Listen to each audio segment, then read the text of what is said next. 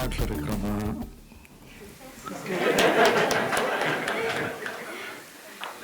இல்லை வெளிநாட்டில் இருக்கிறோமா அப்படின்னு ஒரு சந்தேகம். ஸ்பெயின் நாட்டுக்கு இதுதான் நான் முதல் முறை நான் வந்திருக்கிறது. ஆனால் பல முறை வந்த மாதிரி எனக்கு ஒரு தொடர்பு ஏற்பட்டிருக்கு.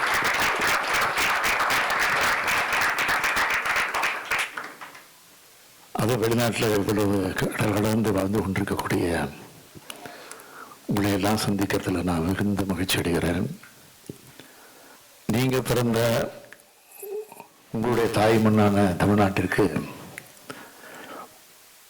உங்களால் முடிந்த அனைத்து உதவிகளையும் செய்து கொண்டிருக்கிறீர்கள், செய்யப் போகிறீர்கள், செய்ய வேண்டும் என்று நான் கேட்டுக்கொள்கிறேன். அயல்நாட்டில் இருக்கக்கூடியவர்களுக்காகவே துணை நிற்க வேண்டும், உதவி புரிய வேண்டும்.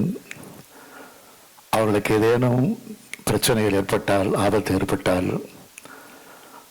அதற்கு தமிழ்நாடு துணை நிற்க வேண்டும் என்ற அடிப்படையில் தான் தமிழகத்தினுடைய முதலமைச்சராக இருந்த தலைவர் கலைஞர் அவர்கள் ஒரு அமைப்பை உருவாக்கினார்கள். ஆனால் சில நாட்களுக்குள்ளாக ஆட்சி கிடைக்கப்பட்டு விட்டது. அதனால் அது செயல்படாமல் போய்விட்டது. இப்போது மீண்டும் தலைவர் கலைஞர் தலைமையிலான திராவிட முன்னேற்ற கழகத்தினுடைய ஆட்சி, அதாவது திராவிட மாடல் ஆட்சியாக உருவாகி இருக்கிறது. இப்பொழுது கலைஞர் என்ன செய்ய வேண்டும் என்று நினைத்தாரோ அதை செய்வதற்கு இப்பொழுது நாங்கள் காத்திருக்கிறோம், தயாராக இருக்கிறோம். அண்மையிலே கூட அயல்நாட்டில் இருக்கக்கூடிய தமிழர்கள் எல்லாம் சென்னைக்கு வரவழைத்து அவர்களிடத்தில் கலந்து பேசி இதுவரை 2-3 முறை அவர்கள் அழைத்து கூட்டம் போட்டு பேசி அவர் பிரச்சனைகள்லாம் தீர்த்து வைத்திருக்கிறோம்.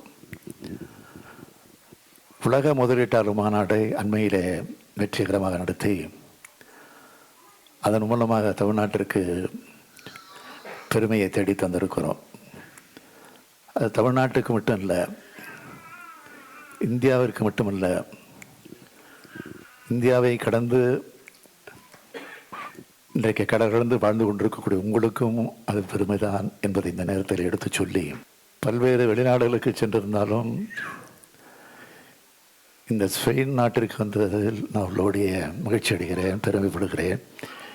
என்றால் ஒவ்வொருவரும் பாசமும் நேசமும் அன்பும் கொண்ட அந்த உபசரிப்பு என்னை நெகிழ வைத்திருக்கிறது. அனைவருக்கும் என்னுடைய அன்பான வாழ்த்துக்களை இந்த நேரத்தில் தெரிவித்து என் உரையை நிறைவு செய்கிறேன். நன்றி.